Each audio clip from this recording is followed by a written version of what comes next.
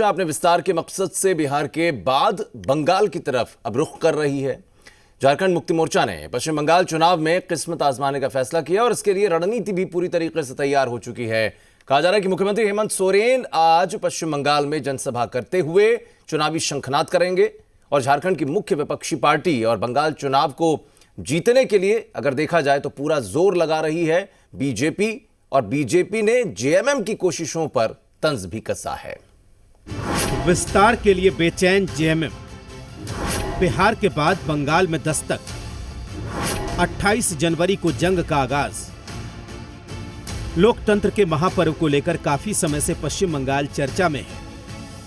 इस बार के विधानसभा चुनाव में जहां मुख्यमंत्री ममता बनर्जी की पार्टी तृणमूल कांग्रेस के सामने सत्ता बचाने की चुनौती है, तो बीजेपी सत्ता हासिल करने के लिए जोर लगा रही है। इन सब के बीच पश्चिम बंगाल के पड़ोसी राज्य झारखंड के मुख्यमंत्री हेमंत सोरेन की पार्टी झारखंड मुक्ति मोर्चा भी बंगाल चुनाव में दम दिखाने को तैयार है और इस जंग के आगाज के लिए 28 जनवरी की तारीख तय की गई है।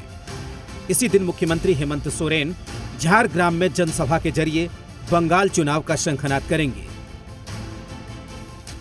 देखिए, 28 तारीख को झारग्राम से माननीय हेमंत सोरेन जी का चुनावी सभा का आगाज होगा और आप बोल सकते हैं कि बंगाल फतह का आगाज होगा। निश्चित तौर पर इस बार राजनीतिक परिदृश्य बिल्कुल अलग होगा।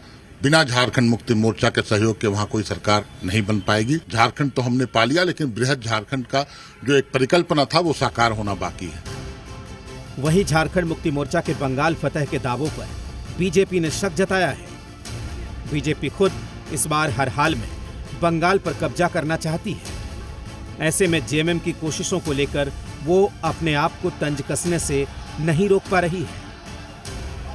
आज के ज़माने में भाई देखिए, अपना गाल अपने लोग बजाते हैं, तो इसमें कोई क्या रोक सकता है? तो लोकतंत्र है, तो जा रहे हैं वहाँ कुछ कारनामा करें तो मेरे जैसा व्यक्ति को तो खुशी होगी भाई। बंगाल में मेरी शुभकामनाएं हैं कि वो जाए बंगाल में और अपना डंका बजाए, खुशी की बात होगी।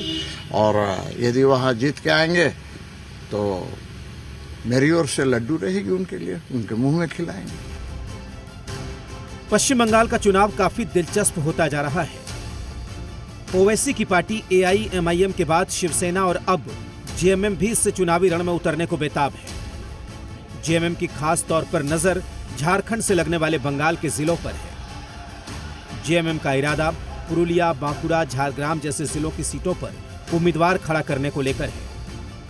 पुरुलिया और बांकुड़ा जिला जंगल महल का इलाका कहलाता है।